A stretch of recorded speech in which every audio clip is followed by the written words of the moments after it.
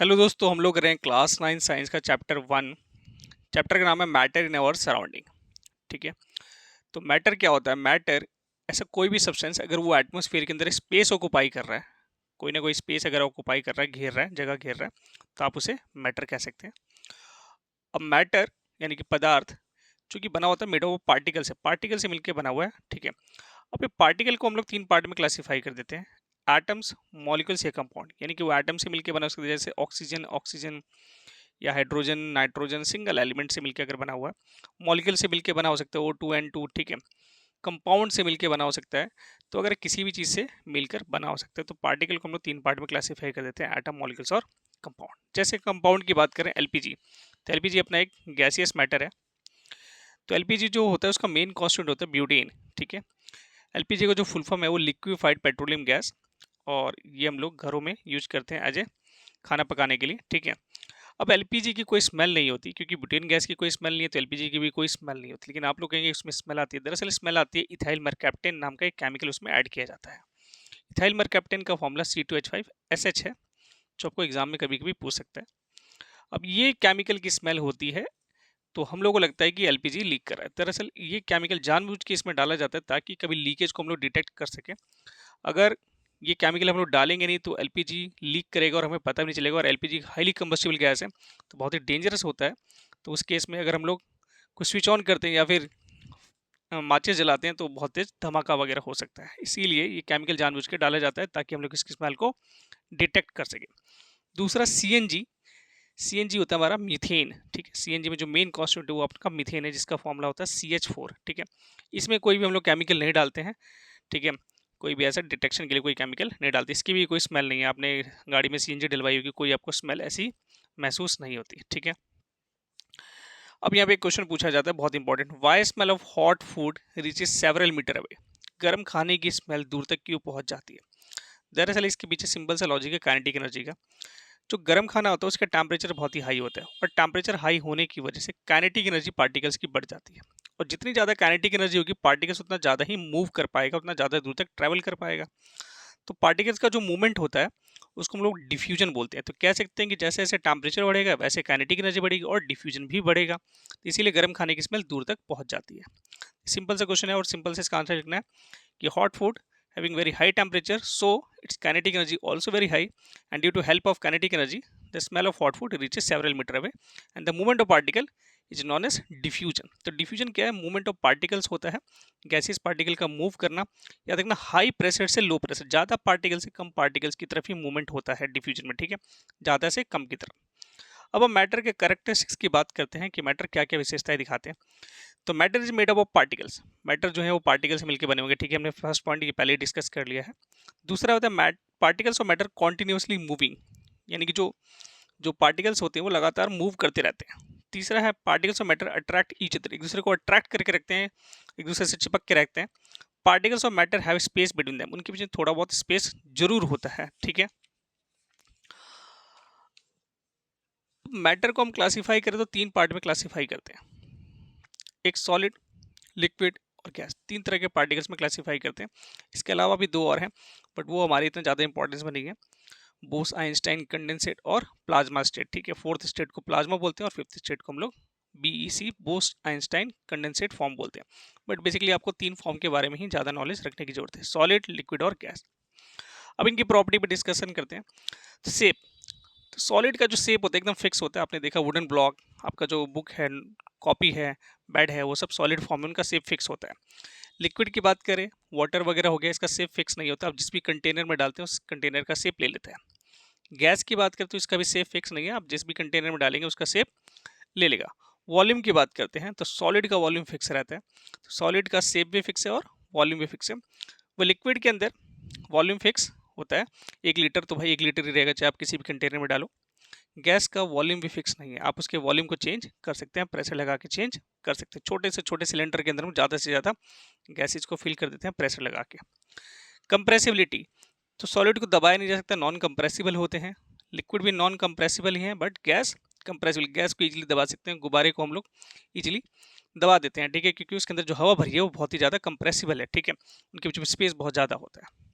Force of attraction की बात करें तो सॉलिड के पार्टिकल में फोर्स ऑफ अट्रैक्शन बहुत ही हाई होता है, आप सॉलिड चीज़ों को इजीली मोड़ नहीं सकते, ठीक है, उनको जल्दी तोड़ा नहीं जा सकता, इस वजह से उनके बीच में फोर्स ऑफ अट्रैक्शन क्या है, हाई माना जाता है। लिक्विड के अंदर फोर्स ऑफ अट्रैक्शन कम है, आप इजीली वाटर के अंदर अपना हाथ डाल देते हैं, ठीक है, तो यहाँ पर फोर्स ऑफ अट्रैक्शन बहुत ही कम है, जिसलिए आपने वाटर के बीच के मॉलिक्यूल्स के बीच के फोर्स ऑफ अट्रैक्शन को तोड़ दिया। गैस में बहुत बहुत कम आपका फोर्स ऑफ अट्रैक्शन होता है, इसलिए आप इजीली अपना हाथ हवा में हिला पाते हैं, ठीक है। डेंसिटी की बात करें तो डेंसिटी का मतलब होता है पर यूनिट वॉल्यूम कितना मास फिल किया गया है, उसको डेंसिटी कंसिडर किया जाता है। अगर छोटे से स्पेस में ज़्यादा मास को फिल किया है, ज़्यादा चीज़ों ज़्यादा पार्टिकल्स को फिल किया है, तो डेंसिटी हाई मानी जाती है। सॉलिड में क्या होता है, हम लोग कम स्पेस के अंदर ज़्यादा पार्टिकल्स को फिल करते हैं, तो इसकी डेंसिटी बहुत ही हाई होती है, और जितना डेंसिटी रहेगा उतना चीज़ भारी रहेगा, समझ लो। तो लिक्विड का डेंसिटी थोड़ा सा मीडियम में रहता है, और गैस का एकदम लोएस्ट रहता है, गुब्बारा एकदम हवा में उड़ता रहता है। छोटे से स्पेस के अंदर हमने जो मॉलिक्यूल्स डाले हैं वो बहुत ही कम है, ठीक है, तो इस वजह से जो गैस होता है उसका डेंसिटी बहुत ही लो माना जाता है, और सॉलिड का डेंसिटी बहुत ही हाई है, उसके छोटे से स्पेस के अंदर ज़्यादा पार्टिकल्स प्रेजेंट है। इंटरमॉलिक्यूलर स्पेस की बात करें तो सॉलिड के अंदर इंटरमॉलिक्यूलर पास स्पेस होता है, बट बहुत ही कम होता है, उसको लीस्ट हम लोग स्पेस कह सकते हैं। लिक्विड के पार्टिकल में मीडियम स्पेस होता है, थोड़ा बहुत स्पेस होता है, जिससे वो बीच में मॉलिक्यूल्स को फंसा सकता है, उनको अपने अंदर डिजोल्व कर सकता है, ठीक है। गैस के बीच में बहुत ही ज़्यादा स्पेस होता है, इसलिए हम लोग उसको बोलते हैं कि मैक्सिमम इंटरमॉलिक्यूलर स्पेस है, पार्टिकल्स के बीच बहुत ही ज़्यादा स्पेस होता है गैस के में। काइनेटिक एनर्जी की बात करें तो काइनेटिक एनर्जी कंप्लीटली डिपेंड करती है मूवमेंट पे, ठीक है, तो अगर पार्टिकल जितना ज़्यादा मूवमेंट करेगा उतना ज़्यादा काइनेटिक एनर्जी माना जाएगा। तो सॉलिड के पार्टिकल ज़्यादा मूवमेंट नहीं करते, उसमें जस्ट थोड़ा बहुत वाइब्रेशन होता है, इसलिए उसकी काइनेटिक एनर्जी लीस्ट मानी जाती है। लिक्विड के मीडियम को थोड़ा छोड़ने वो फ्लो करने वाला प्रॉपर्टी दिखाते हैं, इसलिए उनमें अपना मीडियम काइनेटिक एनर्जी माना जाता है। और गैस के पार्टिकल बहुत तेजी से फ्लो करते हैं, बहुत तेजी से फ्लूइडिटी की प्रॉपर्टी दिखाते हैं। अगर फ्लूइडिटी भी प्रॉपर्टी यहाँ पर पूछता है तो हम गैस की फ्लूइडिटी सबसे ज़्यादा मानेंगे, छोड़ते हैं गैस दूर तक निकल जाएगी, लिक्विड धीरे धीरे मूव करेगी, लेकिन सॉलिड वहीं का वहीं पड़ा रहेगा। डिफ्यूजन की बात करें कि कौन ज़्यादा पार्टिकल्स डिफ्यूज कर सकते हैं, एक दूसरे से जगह से डिस्प्लेस कर सकते हैं, एक जगह से दूसरी जगह जा सकता है पार्टिकल, तो सॉलिड के पार्टिकल जगह ही टिके रहते हैं भाई, फिक्स रहते हैं। लिक्विड में थोड़ा बहुत डिफ्यूजन, हल्का फुट डिफ्यूजन होता है, और गैस के पार्टिकल तो यहाँ पे अपने स्प्रे किया और दूसरी जगह स्मेल पहुँच जाती है, तो गैस में सबसे ज़्यादा डिफ्यूजन माना जाता है। तो हमने यहाँ पर कुछ property discuss, shape, volume, compressibility, force of attraction, density, intermolecular space, kinetic energy और डिफ्यूजन, तीन के बेस पे सॉलिड लिक्विड गैस में अंतर मांगते हैं, ठीक है, बहुत ही इंपॉर्टेंट है।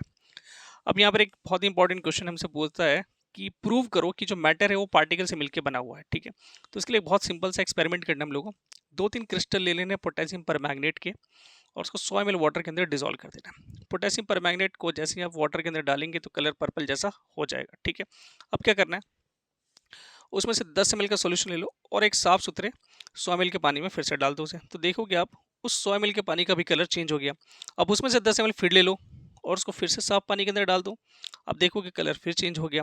अब उसमें से 10 ml फिर ले लो और 100 ml पानी में फिर से डाल दो, तो आप देख रहे हो कि बार बार पानी में डालने पर 10 ml डालने पर भी कलर में चेंजेस आ रहे हैं और कलर आपको विजिबल हो रहा है। जैसे क्या प्रूव हो रहा है कि पार्टिकल जो थे पहले तो गाढ़ा था लेकिन बाद में लाइट होता चला गया, लेकिन पार्टिकल्स स्टिल डिवाइड कर रहे हैं, और डिवाइड करते करते पार्टिकल्स बहुत ही छोटे हो गए, यानी कि पार्टिकल से मिलकर बना है। अगर पार्टिकल से मिलकर नहीं बना होता तो नेक्स्ट में कलर नहीं करता, ठीक है, तो ये पार्टिकल से मिलकर बने हुए हैं और ये particles next to next solution में भी ट्रांसफर होते चले जा रहे हैं, और ये बहुत छोटे से छोटे हैं ताकि क्योंकि ये डिवाइड होते चले जा रहे हैं। फिर अगला क्वेश्चन हमसे पूछता है कि कैसे प्रूव करो कि जो वुडन ब्लॉक है वो सॉलिड होता है, ठीक है, जो हमारे पास कोई वुडन ब्लॉक है या कोई टेबल है वो सॉलिड है, आपको ऐसे क्वेश्चन पूछे कि वाई वुडन ब्लॉक और टेबल इज ए सॉलिड, तो देखो वुडन ब्लॉक या टेबल को हम सॉलिड इसलिए बोल सकते हैं कि एक तो हम उसको कंप्रेस नहीं कर सकते, दूसरा उसका शेप जो है फिक्स है, अगर किसी का शेप फिक्स है तो आप उसको क्या बोलेंगे कि वो सॉलिड है। वाटर को लिक्विड क्यों बोलते हैं हम लोग, कि वाटर जो है उसका शेप तो फिक्स है ही नहीं, आप किसी भी कंटेनर में डालो उसका कंटेनर का शेप ले लेगा। दूसरा उसका वॉल्यूम फिक्स है, ठीक है, याद रखेंगे उसका वॉल्यूम फिक्स है, और वो एक नॉन कंप्रेसिबल है, तो आप उसको लिक्विड की प्रॉपर्टी में क्लासीफाई हो पा रहा है, इसीलिए वाटर को हम लोग लिक्विड बोल रहे हैं। कह रहा आइस सॉलिड है, क्यों, क्योंकि आइस का जो शेप है वो फिक्स है, उसको कंप्रेस नहीं कर पा रहे हम लोग, तो अगर किसी का शेप फिक्स है, वॉल्यूम फिक्स है, तो आप उसे क्या बोलेंगे, सॉलिड। अगर किसी का शेप फिक्स नहीं है, वॉल्यूम फिक्स है, तो आप उसको क्या बोल देंगे, लिक्विड। अगर किसी का शेप फिक्स नहीं है, वॉल्यूम भी फिक्स नहीं है, हाईली कंप्रेसिबल है, तो आप उसे क्या बोलेंगे, गैस। जैसे बोला अगला question, why air is gas, air को हम लोग गैस क्यों बोल रहे हैं, क्योंकि हमें पता है उसका शेप फिक्स नहीं है, वो हाईली कंप्रेसिबल है, तो इसलिए हम लोग क्या बोल रहे हैं, एयर इज ए गैस।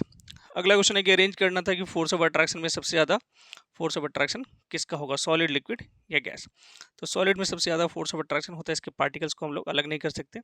फिर लिक्विड में, और सबसे कम जो फोर्स ऑफ अट्रैक्शन अपना किस में होता है, गैस के अंदर। अगला क्वेश्चन है why sugar can not dissolve salt in it. Sugar के अंदर हम सॉल्ट को डालते हैं तो सॉल्ट या शुगर में से कोई भी गायब नहीं होता, दोनों दिख रहे हैं कि भाई सॉल्ट भी दिख रहा है और शुगर भी दिख रहा है। इसके पीछे क्या रीजन है? दरअसल sugar can not dissolve salt in it because sugar and salt both are solid, दोनों के दोनों क्या है, सॉलिड है। और सॉलिड के बीच में हाई फोर्स ऑफ अट्रैक्शन होता है और लेस इंटरमोलिकुलर स्पेस होता है। अब स्पेस इतना कम है कि एक दूसरे को अपने अंदर इन्वॉल्व ही नहीं कर पाते, अपने अंदर मिक्स ही नहीं कर पाते, इसीलिए कोई भी किसी को डिजोल्व नहीं कर पाता। नेक्स्ट क्वेश्चन हमारे पास आता है जो इस चैप्टर से इंपॉर्टेंट है, why sugar dissolve in water.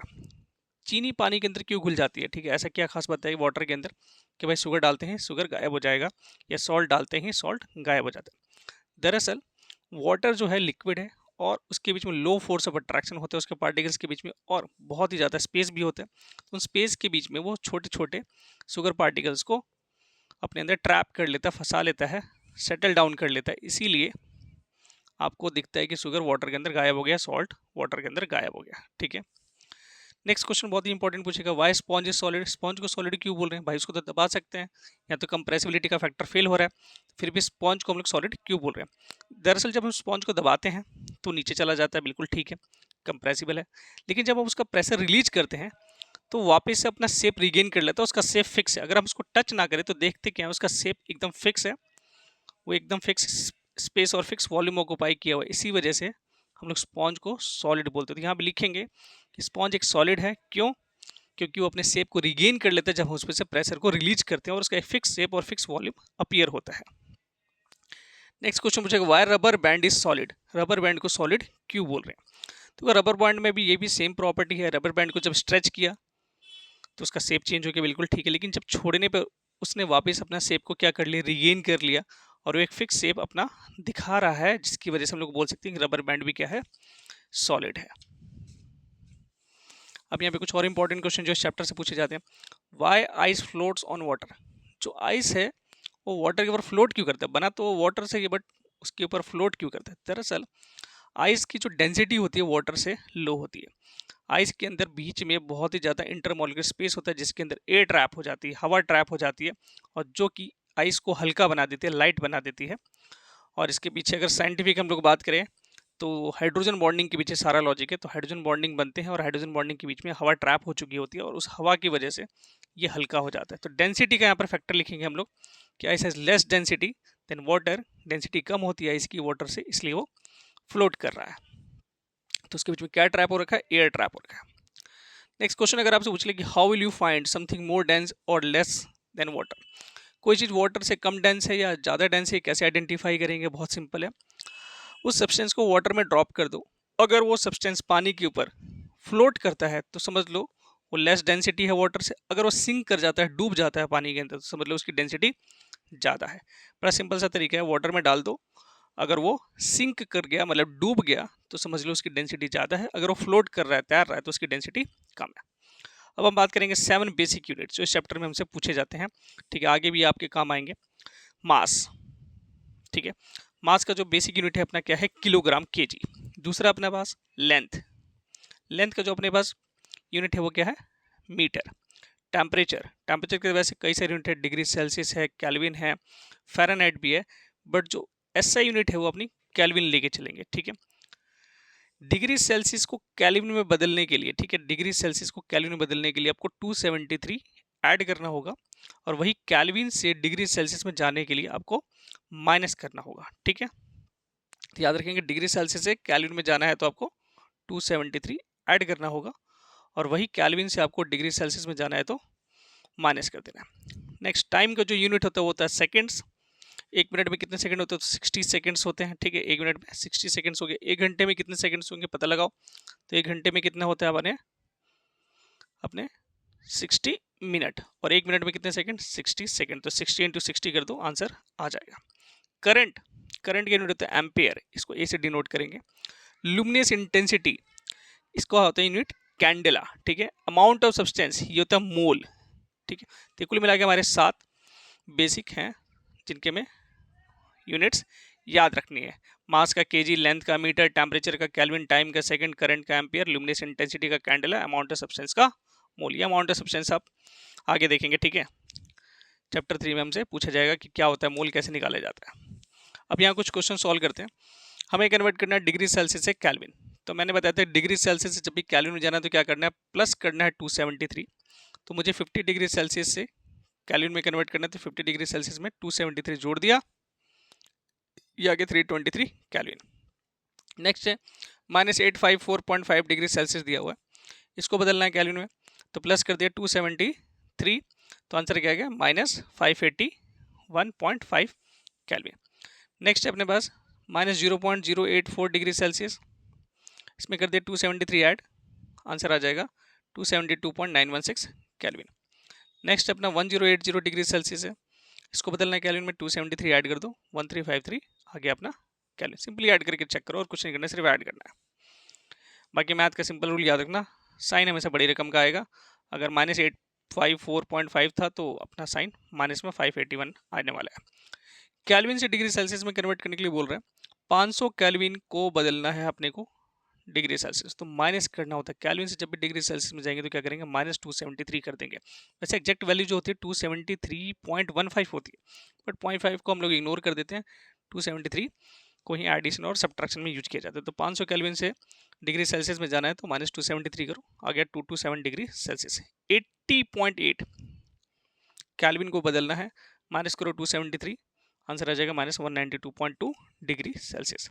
Next 0.048 kelvin को बदलना है, माइनस कर दो 273, आंसर आएगा 272.9952 अपना डिग्री सेल्सियस। 0 केल्विन, तो 273 ऐड करेंगे तो कितना होगा, सॉरी माइनस करेंगे तो कितना होगा, -273 डिग्री सेल्सियस। तो 0 केल्विन क्या होता है अपना, 0 केल्विन ध्यान दो, यहाँ पे पूछेगा 0 केल्विन क्या होता है। 0 केल्विन होता है absolute zero temperature. -273 degree Celsius या 0 केल्विन, इस टेम्परेचर को बोला जाता है absolute zero temperature. Absolute zero temperature, ये इंपॉर्टेंट है, याद रखेंगे। पूछता है what do mean by absolute zero temperature, एक ऐसा टेम्परेचर जिसपे जो लोएस्ट पॉसिबल टेम्परेचर जिसपे गैस मॉलिक्यूल एग्जिस्ट नहीं करती, उस टेम्परेचर को हम लोग एब्सोल्यूट जीरो टेम्परेचर कहते हैं, ठीक है। ये -273 डिग्री सेल्सियस या 0 केल्विन कहलाता है, इंपॉर्टेंट है। Next, what do mean by deposition, deposition क्या है, एक्सप्लेन करो विद एग्जांपल के साथ। अगला क्वेश्चन है what do mean by dry ice, और इसका एप्लीकेशन बताओ, और how will you change CO2 gas into dry ice. चलो देखते हैं। तो डिपोजिशन का मतलब क्या होता है, जब आप किसी भी गैसी सब्सटेंस को सीधे सॉलिड में बदल देते हैं बिना उसके लिक्विड स्टेट में आए। तो गैसेस को अगर आप सीधे सॉलिड में बदल रहे हैं बिना किसी लिक्विड स्टेट के एक्वायर किए, सीधे गैस से सीधे सॉलिड बना रहे हैं हम लोग, ठीक है, इतना ज़्यादा उसको चिल्ड किया जा रहा है, उतना ठंडा किया जा रहा है, तो गैस को अगर आप सीधे सॉलिड में बदल दे रहे हैं तो उसको डिपोजिशन बोलते हैं। तो इसका एग्जाम्पल परफेक्ट अपने पास किया, CO2 गैस लिया हमने और उसको इतना चिल्ड किया, अपना टेम्परेचर उसका डाउन किया, और प्रेशर बहुत तेजी से बढ़ाएंगे, याद करेंगे टेम्परेचर तो डिक्रीज करना है, साथ में प्रेशर भी बहुत तेजी से बढ़ाते हैं। तो CO2 गैस जो होती है वो सॉलिड CO2 में डायरेक्टली कन्वर्ट हो जाती है, इसी को हम लोग क्या बोलते हैं, ड्राई आइस। ये एक परफेक्ट एग्जांपल है डिपोजिशन का। तो CO2 गैस को CO2 सॉलिड में बदलना अपना डिपोजिशन कहलाएगा, और इसके लिए आपको टेम्परेचर को डिक्रीज करना है और प्रेशर को इंक्रीज करना है।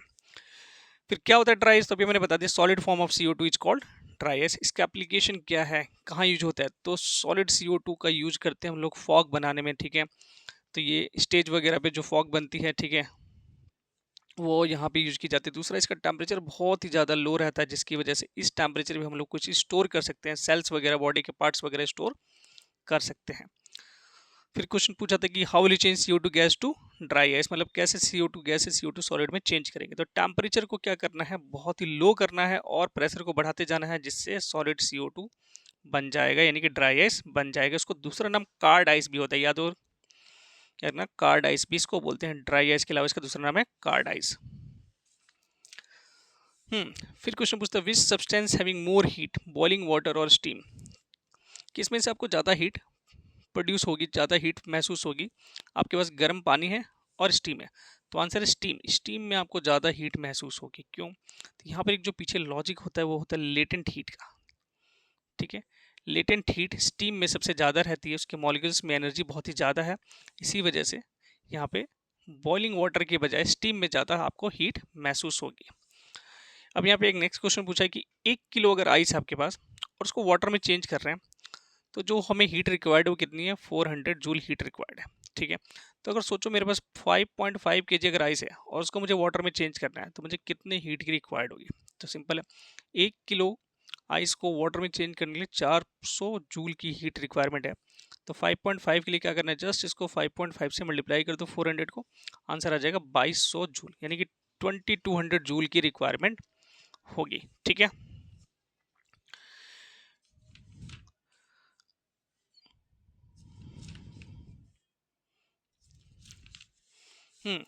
नेक्स्ट क्वेश्चन हमारे पास जो इंपॉर्टेंट है, बोलते हैं naphthalene gas disappear after some time.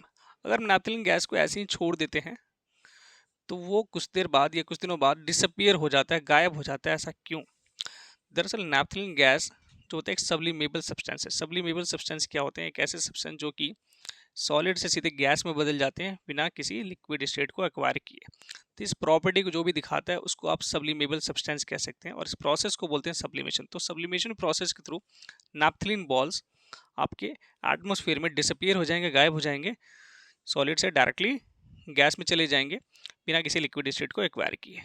तो ये एक सब्लिमेबल प्रॉपर्टी है। ऐसे ही कैम्फर के साथ भी होता है, नैप्थलीन बॉल के अलावा अमोनियम क्लोराइड नाम का एक सॉल्ट है उसके साथ भी ये वाली प्रॉपर्टी। तो जो भी सब्लिमेबल सब्सटेंस होंगे वो सॉलिड से डायरेक्टली गैस में बदल जाएंगे ऑटोमेटिक। नेक्स्ट क्वेश्चन हमसे पूछ रहे हैं कि स्मेल की परफ्यूम दूर तक क्यों पहुंच जाती है, why smell perfumes reach several metre away. तो दरअसल जब भी हम परफ्यूम को स्प्रे करते हैं तो उसमें जो गैस के पार्टिकल्स निकलते हैं वो पार्टिकल्स डिफ्यूजन की प्रॉपर्टी दिखाते हैं। आपको पता है कि गैस में सबसे ज़्यादा डिफ्यूजन होता है, तो उसके पार्टिकल्स डिफ्यूज करते हैं और ज़्यादा दूर तक ट्रैवल कर जाते हैं। ठीक है, नेक्स्ट क्वेश्चन हमारे पास सबसे पूछ रहा है कि किस में सबसे ज़्यादा फोर्स ऑफ अट्रैक्शन होगा, शुगर में या वाटर में या गैस में। तो देख रहे हैं हम, शुगर जो होता है वो सॉलिड होता है, वाटर अपने पास क्या लिक्विड है और ऑक्सीजन क्या है, गैस। शुगर के पार्टिकल्स में सबसे ज़्यादा फोर्स ऑफ अट्रैक्शन होगा, फिर उसके बाद लिक्विड में होगा, फिर गैस में होगा। फिर आपसे सवाल पूछेगा फिजिकल स्टेट बताओ, अलग अलग टेम्परेचर्स पे वाटर की फिजिकल स्टेट पूछ रहा है। Physical state of water at different temperature, at different temperature. पहले 25 डिग्री सेल्सियस पे क्या होगा, तो 25 डिग्री सेल्सियस पे वाटर जो होगा वो लिक्विड फॉर्म में रहेगा। ठीक है, कैसा फॉर्म में रहेगा, लिक्विड फॉर्म में। याद रखेंगे 25 डिग्री सेल्सियस जो अपना रूम टेम्परेचर होता है, इस पर वाटर किस फॉर्म में रहता है, लिक्विड फॉर्म में रहता है। 0 डिग्री सेल्सियस पे अगर पूछता है 0 डिग्री सेल्सियस पे क्या होगा, जो 0 डिग्री सेल्सियस वाटर का फ्रीजिंग पॉइंट होता है, इस टेम्परेचर पे वाटर आइस में चेंज होने लग जाता है। तो इस टेम्परेचर पे वाटर लिक्विड फॉर्म में भी होगा और आइस फॉर्म में भी होगा, यानी कि सॉलिड फॉर्म में भी होगा, लिक्विड फॉर्म में भी हो सकता है और सॉलिड फॉर्म में भी होगा। 100 डिग्री सेल्सियस पे क्या होगा, 100 डिग्री सेल्सियस वाटर का बॉइलिंग पॉइंट होता है। तो इस टेम्परेचर पे गैस जो है, जो वाटर है वो गैस फॉर्म में आने लग जाता है, इवापोरेट होने लग जाता है, बॉईल होने लग जाएगा और गैस फॉर्म में कन्वर्ट हो जाएगा। तो 100 डिग्री सेल्सियस पे गैस में चला जाएगा वाटर इमीडिएटली। तो 100 डिग्री सेल्सियस पे वाटर के फॉर्म में भी रह सकता है और गैस फॉर्म में भी रह सकता है, तो हम लोग वाटर और गैस दोनों ही लिख सकते हैं। नेक्स्ट हमारे पास क्वेश्चन हमसे पूछा है कि आइस है मेरे पास, ठीक है, और वाटर है, इन दोनों में से ज्यादा कूलिंग कौन करेगा। ठीक है, आइस और वाटर में से ज्यादा कूलिंग कौन कॉज करेगा, which will cause more cooling, ice और वाटर। तो सिंपल समझ लो, ice will cause more cooling than water, because ice के अंदर जो लेटेंट हीट है वो क्या होती है, कम होती है। ठीक है, तो वो क्या करेगा, एक्स्ट्रा हीट करेगा सराउंडिंग से गेन और वो तुरंत मेल्ट होने लगेगा और ज़्यादा कूलिंग कॉज करेगा, जबकि वाटर की लेटेंट हीट ऑलरेडी बहुत ही हाई रहती है। ठीक है, आइस के कंपैरिजन में। ठीक है, इसीलिए आइस अपना ज़्यादा कूलिंग इफेक्ट करेगा। नेक्स्ट क्वेश्चन पूछा है कि स्टीम 100 डिग्री सेल्सियस पे और बॉइलिंग वाटर भी 100 डिग्री सेल्सियस पे है, दोनों में से ज़्यादा हीटिंग कौन करेगा, जिसमें किसमें ज़्यादा एनर्जी होगी। तो स्टीम जो होगा उस पर आपकी ज़्यादा एनर्जी होगी 100 डिग्री सेल्सियस पे, क्योंकि उसके लेटेंट हीट बहुत ही ज़्यादा होगा, वो ज़्यादा हीट एब्जॉर्ब कर के रखा हुआ है, तो उसकी एनर्जी ज़्यादा है, इस वजह से वो ज़्यादा आपको बर्निंग कॉज करेगा, ज़्यादा एनर्जी उसमें होगी। फिर यहाँ पे आता है फेस ट्रांस। ठीक है, फेस कैसे ट्रांसफ़र करना है, चेंज करना है। तो अगर आपको लिक्विड से सॉलिड में आप जा रहे हैं, ठीक है, लिक्विड से सॉलिड में जा रहे थे, इसको क्या बोलते हैं हम लोग, सॉलिडिफिकेशन, या फिर हम लोग फ्रीजिंग भी कह सकते हैं। ठीक है, हम लोग अपने फ्रिज में वाटर को आइस में कन्वर्ट करते हैं, दैट इज कॉल्ड फ्रीजिंग। ठीक है, अगर आप सॉलिड से अगेन लिक्विड में आ रहे हैं तो इसको आप लोग क्या बोलते हैं, मेल्टिंग। क्या बोलते हैं, मेल्टिंग। तो अगर आप सॉलिड से लिक्विड आ रहे हैं तो क्या बोलते हैं, मेल्टिंग या फिर फ्यूजन भी बोलते हैं। ठीक है, अगर आप सॉलिड से आ रहे हैं गैस में, सॉलिड से सीधे गैस में आ रहे हैं तो आप इसको क्या बोलेंगे, सब्लिमेशन। और अगर गैस सीधे सॉलिड में जा रहे हैं तो आप इसको क्या बोलेंगे, डिपोजिशन। सॉलिड से अगर गैस में आ रहे हैं तो क्या बोलेंगे, सब्लिमेशन। और अगर गैस से सीधे सॉलिड जा रहे हैं तो क्या बोलेंगे, डिपोजिशन। लिक्विड से अगर आप गैस जा रहे हैं तो वेपराइजेशन। और अगर गैस से लिक्विड आ रहे हैं तो उसको बोलते हैं कंडेंसेशन। तो दोबारा से देख लेते हैं, लिक्विड से अगर सॉलिड जा रहे हैं तो उसको आप सॉलिडिफिकेशन या फिर मेल्टिंग कह, सॉरी फ्रीजिंग कह सकते हैं। और अगर सॉलिड से लिक्विड आ रहे हैं तो आप इसको फ्यूजन या फिर फ्रीजिंग, सॉरी मेल्टिंग, ठीक है, मेल्टिंग कह सकते हैं। सॉलिड से लिक्विड आने को मेल्टिंग या फिर फ्यूजन कह सकते हैं। वही सॉलिड से अगर आप गैस आ रहे हैं तो आप सब्लिमेशन कहेंगे, और गैस से अगर सॉलिड जा रहे हैं तो डिपोजिशन कहेंगे। लिक्विड से अगर आप गैस जा रहे हैं तो वेपराइजेशन कहेंगे, और गैस से लिक्विड आ रहे हैं तो कंडेंसेशन कहेंगे। ठीक है, अब यहाँ पे पूछा why boiling is a bulk phenomenon. ठीक है, इंपॉर्टेंट क्वेश्चन है इस चैप्टर से, जितने इंपॉर्टेंट क्वेश्चन हम डिस्कस कर लेंगे वो सारे के सारे हमारे एग्जाम्स में आते हैं। तो बॉइलिंग एक बल्क फिनोमिनन क्यों कंसिडर किया जाता है, दरअसल क्या होता है, बॉइलिंग होता है क्या, बॉइलिंग के अंदर लिक्विड को बॉइल किया एक पर्टिकुलर टेम्परेचर पे, उस टाइम पे वो कन्वर्ट होने लग जाता है लिक्विड से वेपर में। ठीक है, वैसे तो किसी भी टेम्परेचर पे अगर लिक्विड वेपर में कन्वर्ट हो रहा है तो उसको हम लोग इवापोरेशन बोलते हैं, बॉइलिंग नहीं बोलते हैं। लेकिन एक पर्टिकुलर टेम्परेचर पे लिक्विड चेंज हो रहा है किसमें, वेपर्स पे। ठीक है, तो उसको हम लोग बॉइलिंग पॉइंट कहते हैं। जैसे वाटर का बॉइलिंग पॉइंट 100 डिग्री सेल्सियस है, तो इसमें सारे के सारे मॉलिक्यूल्स कंटिन्यूसली चेंज होना चाहते हैं किसमें, वेपर्स फॉर्म में, इसलिए हम लोग उसको बल्क फिनोमेनन बोलते हैं। नीचे का पार्टिकल्स, ऊपर का पार्टिकल्स, मिडल का पार्टिकल, हर एक पार्टिकल्स कन्वर्ट हो रहा है किसके अंदर, वेपर्स के अंदर। तो उस टेम्परेचर पे हम लोग चीज़ों को देख रहे हैं कि वो बॉयल हो रही है, और इसीलिए बॉइलिंग को हम लोग बल्क फिनोमिनन कहते हैं। अब इवापोरेशन अपना क्या होता है, इवापोरेशन एक सरफेस फिनोमिनन होता है। इसमें सरफेस के मॉलिक्यूल्स कन्वर्ट होते हैं वेपर्स में एट पर्टिकुलर टेम्परेचर, या किसी भी रूम टेम्परेचर पे। ठीक है, रूम टेम्परेचर पे वेपराइजेशन, इवापोरेशन होता रहता है। तो अगर आपने एक वाटर लिया, उसको रख दिया, तो रूम टेम्परेचर पे भी, किसी भी टेम्परेचर पे भी जो पार्टिकल्स है वो वेपर फॉर्म में चेंज हो रहे हैं, तो इस प्रोसेस को इवापोरेशन कहा जाता है। अब इसके फैक्टर्स को डिस्कस करें तो पहला फैक्टर है टेम्परेचर। टेम्परेचर जैसे जैसे बढ़ाएंगे तो मॉलिक्यूल्स के बीच का फोर्स ऑफ अट्रैक्शन टूटेगा और वो ज़्यादा से ज़्यादा वेपर्स में चेंज हो जाएंगे, तो टेम्परेचर कह सकते हैं इवापोरेशन को बढ़ाता है। दूसरा सरफेस एरिया, तो जैसे जैसे सरफेस एरिया बढ़ाएंगे तो ज़्यादा से ज़्यादा मॉलिक्यूल्स इवापोरेट हो पाएगा, क्योंकि ज़्यादा से ज़्यादा मॉलिक्यूल एटमॉस्फेयर की हीट को गेन कर पाएगा और वेपर्स में चेंज हो जाएगा। तीसरा विंड स्पीड, विंड स्पीड जैसे जैसे बढ़ेगी इवापोरेशन बढ़ेगा, क्योंकि पार्टिकल्स बहुत तेज़ी से मूवमेंट दिखाएंगे इन्वायरमेंट के अंदर। ठीक है, नेक्स्ट फैक्टर है ह्यूमिडिटी, तो ह्यूमिडिटी जैसे जैसे बढ़ेगी, इंक्रीज करेगी, इवापोरेशन स्लो हो जाएगा, क्योंकि एटमॉस्फेयर में पहले से ही वाटर मॉलिक्यूल्स बहुत सारे प्रेजेंट है। ह्यूमिडिटी का मतलब मॉइस्चर, वाटर मॉलिक्यूल्स पहले से एटमॉस्फेयर में प्रेजेंट है, तो जो क्या करेंगे, नए लिक्विड मॉलिक्यूल्स को आने से रोकेंगे, हिंडर करेंगे, इसीलिए इवापोरेशन स्लो हो जाता है जब ह्यूमिडिटी ज़्यादा होती है। तो ह्यूमिडिटी के टाइम पे आपने देखा होगा आपके कूलर ठीक से काम नहीं करते हैं, इसी वजह से, क्योंकि एटमॉस्फेयर पहले से ही वाटर के मॉलिक्यूल बहुत ज़्यादा होते हैं, इसकी वजह से इवापोरेशन स्लो हो जाता है। कूलिंग इफेक्ट, इवापोरेशन की वजह से कूलिंग इफेक्ट होता है। क्यों कूलिंग इफेक्ट होता है, दरअसल जब वाटर मॉलिक्यूल्स हमारे पास है वो एटमॉस्फेयर का हीट गेन करके कन्वर्ट किस में हो रहा है, वेपर्स में कन्वर्ट हो रहा है। तो इस वजह से वो एटमॉस्फेयर का हीट कन्वर्ट कर लेता है, यूज कर लेता है वेपर फेस में चेंज होने में। तो यहाँ की सारी हीट जब यूज हो गई, कन्वर्ट हो गई किस में, उस लिक्विड को गैस में बदलने में, तो इसीलिए बच क्या जाता है, वहाँ पे लेस एनर्जी पार्टिकल्स बच जाते हैं, जिसकी वजह से इवापोरेशन कॉज करता है कूलिंग इफेक्ट। ऐसे ही क्वेश्चन पूछेगा कि एसीटोन नेल पेंट रिमूवर जो होता है, ठीक है, अगर आप उसे अपने हथेली पे डालते हैं, ठीक है, तो वो किस तरह से आपके हाथ पे डालते हैं, आपको ठंडा ठंडा फील क्यों होता है, कूलिंग इफेक्ट क्यों कॉज करता है। तो व्हेन वी पुट एसीटोन या nail paint remover on our palm, it cause cooling effect. क्यों, क्योंकि इसमें पूरा का पूरा इवापोरेशन काम कर रहा है अपना। दरअसल जैसी एसीटोन अपने हाथ पे हम लोग डालते हैं तो वो हमारे हाथ की हीट एनर्जी को एब्जॉर्ब करके कन्वर्ट हो जाता है किसमें, वेपर्स फॉर्म में, और हमारे हाथ पे लेस एनर्जी पार्टिकल्स रह जाते हैं, जिसकी वजह से हमें कूलिंग इफेक्ट कॉज होता है। तो जो भी हमारे हाथ का जो हीट है उसको यूज करके वो कन्वर्ट हो जाता है किसके अंदर, किसके अंदर, वेपर्स के अंदर। तो यहाँ पे इवापोरेशन प्रोसेस के थ्रू, तो आंसर क्या लिखेंगे, तो by adding or when we put acetone or nail paint remover on your palm, it absorb heat from our palm and evaporate, and less energy particles remain at our palm, cause cooling effect. Next बहुत important question है, difference मांगेगा, कम से कम 4 difference मांगेगा आपसे। Boiling और evaporation में 4 difference दे दो, ठीक है, इंपॉर्टेंट है। बॉइलिंग और इवापोरेशन में 4 डिफरेंस मांगेगा। देखो, बॉइलिंग तभी होगा जब एक पॉइंट अचीव होगा, बॉइलिंग पॉइंट अचीव होगा, तभी बॉइलिंग माना जाएगा। जबकि इवापोरेशन किसी भी टेम्परेचर पे होता रहता है। आपने अब पानी को रख दिया और वो आपने देखा कि 4 घंटे बाद थोड़ा सा पानी कम हो गया, तो डैट मीन्स वो इवापोरेशन के थ्रू हो रहा है। आपने उसको गैस पे नहीं रखा, लेकिन वाटर के मॉलिक्यूल वेपर्स में चेंज हो रहे हैं, तो उस प्रोसेस को इवापोरेशन कहते हैं। लेकिन बॉइलिंग हम देखते हैं जब हम पानी को गैस पे रखते हैं और वो बबल्स करने लग जाता है, तब हम लोग उसको बॉइलिंग बोलते हैं। ये एक बल्क फिनोमिना होता है, इसमें सारे मॉलिक्यूल्स कन्वर्ट होना चाह रहे हैं किसके अंदर, वेपर्स के अंदर जा रहे होते हैं, तो बॉइलिंग एक बल्क फिनोमिना माना जाता है।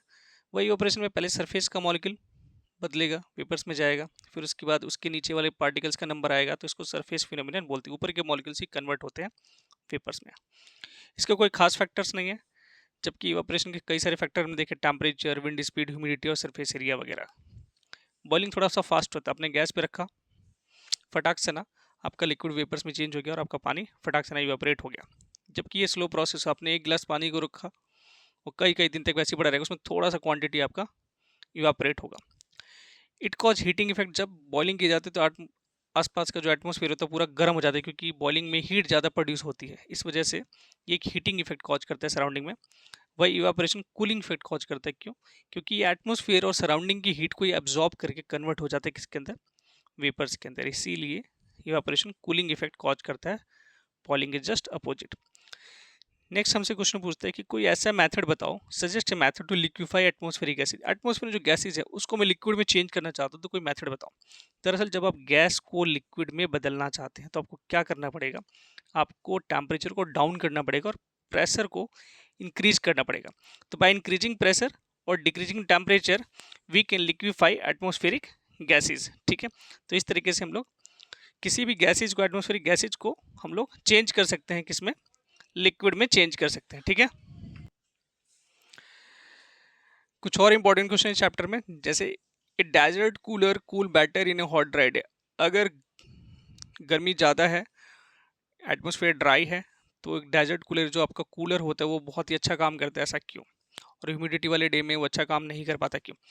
दरअसल हॉट ड्राई डे के अंदर एटमॉस्फेयर के अंदर टेम्परेचर बहुत ही अच्छा खासा होता है, जिसकी वजह से इवापोरेशन का रेट बहुत ही हाई होता है, और इवापोरेशन जब ज़्यादा होगा तो कूलिंग इफेक्ट ज़्यादा कॉज करेगा। जबकि अगर एटमॉस्फेयर के अंदर ह्यूमिडिटी अगर ज़्यादा है, तो उस कंडीशन में अपना क्या हो जाएगा, इवापोरेशन स्लो हो जाएगा और कूलिंग इफेक्ट भी कम हो जाएगा। तो जब हॉट ड्राई डे होता है तो ह्यूमिडिटी भी लो होती है और टेम्परेचर भी हाई होता है, जिसकी वजह से इवापोरेशन बहुत ही हाई होगा और वो कूलिंग इफेक्ट कॉज करेगा। ठीक है, नेक्स्ट बहुत ही important question, how does water kept in earthen pot become quite cold during summer. Summer में जो हम पानी रखते हैं मटके के अंदर, वो बहुत ही ठंडा रहता है, ऐसा क्यों? दरअसल अर्थन पॉट के अंदर छोटे छोटे टाइनी पोर्स होते हैं, बहुत ही छोटे छोटे टाइनी पोर्स होते हैं, जिसके में से वाटर थोड़ा थोड़ा बाहर निकलता है। इतना नहीं कि एकदम गिरने लग जाए और पानी लीक करने लग जाए, बहुत ही स्मॉल पोर्स होते हैं, जिसमें से पानी बहुत ही स्मॉल अमाउंट में बाहर निकलता है, और वो वाटर जैसे एटमॉस्फेयर के कांटेक्ट में आता है तो वो इवापोरेट होने लग जाता है, जिसकी वजह से कूलिंग इफेक्ट क्रिएट होता है और अंदर का पानी ऑटोमेटिक ठंडा होने लग जाता है। तो जितने भी हीट पार्टिकल्स है वो सारे के सारे यूज अप हो जाते हैं किसमें, जो वाटर ऊज आउट कर रहा है, वाटर जो बाहर निकल रहा है मटके से, उसको इवापोरेट करने में, और इस वजह से पानी ठंडा हो जाता है। अब ये सवाल ये पूछता है कि जो नया मटका होता है वो ज़्यादा ठंडा पानी करता है बजाय पुराने मटके के। तो दरअसल जो नया मटका होता है उसके जो पोर्स होते हैं सारे के सारे खुले हुए होते हैं, ओपन होते हैं। जैसे ही मटका पुराने होने लग जाता है तो उसके जो पोर्स होते हैं उसमें ब्लॉक होने लग जाते हैं, पार्टिकल, डस्ट पार्टिकल वगैरह। इसी वजह से जब उसके पोर्स ही ब्लॉक हो जाएंगे, उससे से वाटर ऊज आउट नहीं कर पाएगा, वाटर बाहर नहीं निकल पाएगा। इस वजह से पुराने मटके में पानी ज़्यादा ठंडा नहीं होता। तो कई बार हमको लगता है यार मटका पानी ठंडा क्यों नहीं कर रहा, क्योंकि उसके पोर्स जो हैं वो ब्लॉक हो चुके हैं और उसमें से वाटर बाहर नहीं निकल पा रहा और इवापोरेशन का प्रोसेस नहीं हो पा रहा। Next question, why can we drink a hot tea from a saucer faster than from a cup. अगर मैं गर्म दूध या गर्म चाय पीना चाह रहा हूँ, इसको प्लेट में डाल के पीऊँ तो फटाफट पी जाता हूँ, बजाय उसको कप वगैरह के, ऐसा क्यों? दरअसल सॉसर के अंदर सरफेस एरिया बड़ा होगा, आप जैसे उसे प्लेट में डालेंगे तो इवापोरेशन का रेट बहुत ही हाई हो जाएगा सरफेस एरिया बड़ा होने की वजह से। तो जब सरफेस एरिया ज़्यादा होगा तो इवापोरेशन ज़्यादा होगा, इवापोरेशन कॉज कूलिंग इफेक्ट, जिसकी वजह से चीज़ें जल्दी ठंडी हो जाएंगी और हम इजीली उसको पी लेंगे। Which type of clothes we should wear in a summer, summer में हम कौन से टाइप के कपड़े पहनते हैं। दरअसल हमें एडवाइस किया जाता है समर के अंदर कि हम लोग कॉटन क्लॉथ्स पहने, क्योंकि कॉटन जो है गुड एब्जॉर्बर ऑफ स्वेट होता है, ठीक है। तो पसीने को तेजी से एब्जॉर्ब कर लेता है और वो स्वेट जितना भी है लिक्विड फॉर्म में रहेगा और वो इवापोरेट होता रहेगा हमारी बॉडी की हीट को एब्जॉर्ब कर करके और हमारी बॉडी को कूलिंग इफेक्ट देता रहेगा। इसीलिए एडवाइस किया जाता है कि समर में आप कॉटन क्लॉथ्स पहने। नेक्स्ट बहुत इंपॉर्टेंट क्वेश्चन है, why temperature remains constant during change of state और बॉइलिंग ए वाटर। जब वो पानी को बॉईल करते हैं तो वाटर का बॉइलिंग 100 डिग्री सेल्सियस ही रहता है, वो चेंज होकर 110, 120, 150 नहीं पहुंचता। क्यों? तो टेम्परेचर हमेशा कांस्टेंट होने के पीछे लॉजिक क्या है कि जब हम लिक्विड या वाटर को बॉईल करते हैं तो इसके बीच में काइनेटिक एनर्जी ऑफ पार्टिकल्स नहीं बढ़ती, ठीक है। और ये जो भी हीट सप्लाई होती है, एक्स्ट्रा हीट जो भी हम लोग दे रहे हैं, वो सारी के सारी क्या करती है, लिक्विड को उसके फेस से निकाल के गैस फेस में कन्वर्ट करने में यूज अप हो जाती है। इसीलिए जो वाटर का जो टेम्परेचर है वो चेंज नहीं हो पाती। यानी कि मेन कह सकते हैं कि जो टेम्परेचर हम एक्स्ट्रा दे रहे हैं वो सारा का सारा यूज अप किस में हो रहा है, ब्रेक करने में, intermolecular force of liquid particles. Liquid particles को तोड़ तोड़ के उसको गैस में कन्वर्ट करने में यूज अप हो गया जो भी एक्स्ट्रा टेम्परेचर था। इसीलिए टेम्परेचर कंटेनर का या फिर हमारा चेंज करते समय टेम्परेचर राइज नहीं करता, ठीक है। तो इस चैप्टर में जितने भी इंपॉर्टेंट क्वेश्चन थे मैंने सारे डिस्कस कर दिए जो इस चैप्टर से आते हैं, ठीक है। अगर आप सारे क्वेश्चन को ध्यान से कर लेंगे तो इस चैप्टर आपका कहीं नहीं जाएगा और ये इजीली आपके इसमें आप अच्छा स्कोर कर पाएंगे।